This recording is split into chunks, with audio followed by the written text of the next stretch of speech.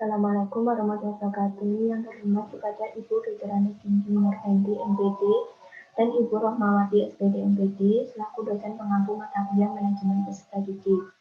Pada kesempatan kali ini kami dari kelompok 2 akan menjelaskan materi mengenai masa orientasi peserta didik baru. Anggota kelompok kami yaitu saya sendiri Diana Octavia, Galan Raihan Montaro, dan Hana Alivia Mahpula. Pengertian orientasi peserta didik baru. Menurut Imron, orientasi adalah perkenalan, yakni peserta didik baru dikenalkan dengan lingkungan fisik sekolah dan lingkungan sosial sekolah. Lingkungan fisik sekolah meliputi prasarana dan sarana sekolah seperti jalan menuju sekolah, halaman sekolah tempat bermain, lapangan olahraga, gedung, dan lain-lain. Sedangkan lingkungan sosial meliputi kepala sekolah, guru, tenaga administrasi sekolah, peserta didik, dan pegawai sekolah.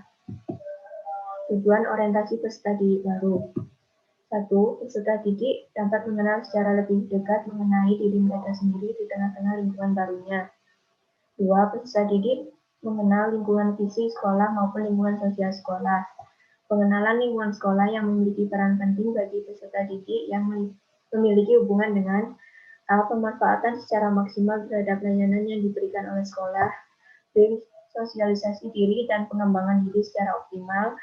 C. Menyiapkan peserta didik secara fisik, mental, dan emosional agar siap menghadapi lingkungan sekolah baru. Saya, Galan Raihan Montaro, akan menjelaskan tujuan orientasi peserta didik baru Permendikbud nomor 55 tahun 2014 pasal 2 yang berbunyi, masa orientasi peserta didik bertujuan untuk mengenalkan program sekolah di lingkungan sekolah, cara belajar, penanaman konsep pengenalan diri peserta didik, dan kepramukaan sebagai pembinaan awal ke arah terbentuknya kultur sekolah yang kondusif bagi proses pembelajaran lebih lanjut sesuai dengan tujuan pendidikan.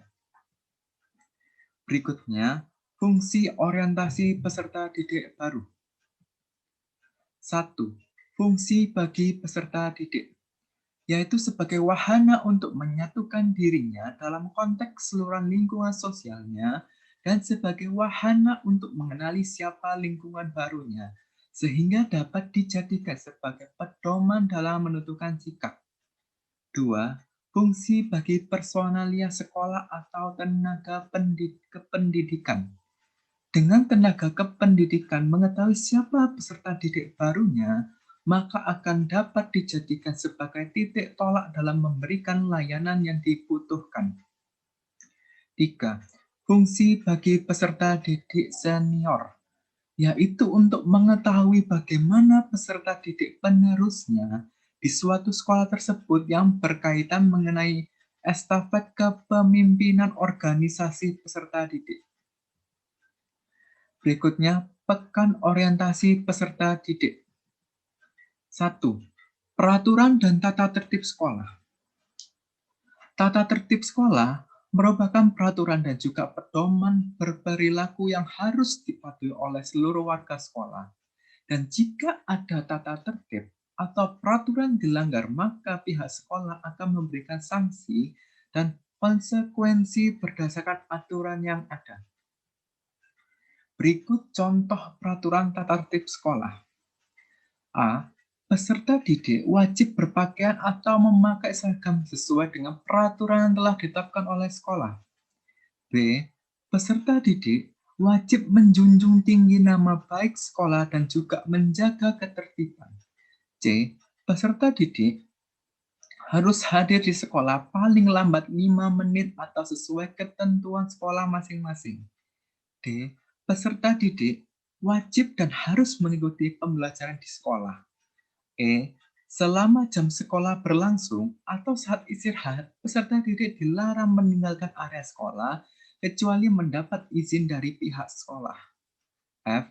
Peserta didik tidak dapat mengikuti pembelajaran harus izin terlebih dahulu disertai alasan yang jelas.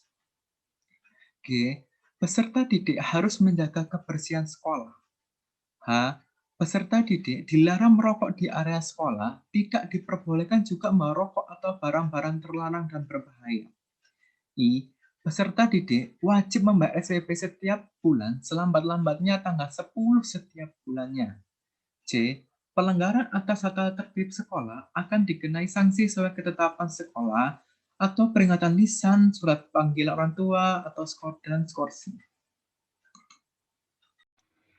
Yang kedua adalah guru dan personalia sekolah. Peserta didik harus diperkenalkan dengan guru-guru dan personalia sekolah secara detail. Dengan pengenalan ini, peserta didik tidak akan salah arah ketika ada keperluan baik akademik maupun non-akademik.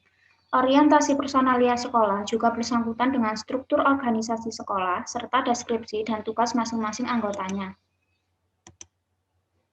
Yang ketiga, perpustakaan sekolah. Perpustakaan sekolah ini juga wajib diketahui oleh seluruh peserta didik, mulai dari susunan kepengurusannya, koleksi buku-bukunya, serta layanan-layanan perpustakaan, seperti layanan peminjaman, pengembalian, pemesanan, dan juga layanan membaca. Tidak hanya diberitahu tentang layanan, peserta didik juga diajari cara menggunakan layanan-layanan perpustakaan dan aturan yang harus dipatuhi di perpustakaan sekolah. Yang keempat adalah laboratorium sekolah. Peserta didik diperkenalkan dengan petugas dan tugas-tugasnya, serta macam-macam laboratorium yang ada di sekolah. Peserta didik diberitahu tentang layanan, teknis, aturan, dan juga tenaga laboratorium. Menurut Permendiknas nomor 26 tahun 2008 pasal 1 ayat 1 yang menjelaskan tentang standar tenaga kerja laboratorium, terdiri dari kepala laboratorium, teknisi laboratorium, dan juga laboran. Yang kelima, bengkel sekolah. Bengkel sekolah merupakan salah satu fasilitas sekolah yang dapat menunjang pembelajaran praktik dan teori. Kebanyakan bengkel sekolah biasanya terdapat di sekolah menengah kejuruan atau SMK. Saat pekan orientasi, peserta didik diberi wawasan tentang bengkel sekolah, alat-alat bengkel sekolah, tata cara penggunaan bengkel sekolah, dan juga peraturan-peraturan yang wajib dipatuhi ketika berada di bengkel sekolah. Berikut ini adalah contoh jadwal masa orientasi peserta didik baru. Dalam jadwal kegiatan MOPD, terdapat waktu pelaksanaan dan juga rincian kegiatan yang akan dilaksanakan pada masa orientasi tersebut. Di sini juga tertera tentang kegiatan dan juga penanggung jawab kegiatan. Sekian dari kelompok kami. Apabila ada kesalahan, mohon maaf yang sebesar-besarnya. Terima kasih. Wassalamualaikum warahmatullahi wabarakatuh.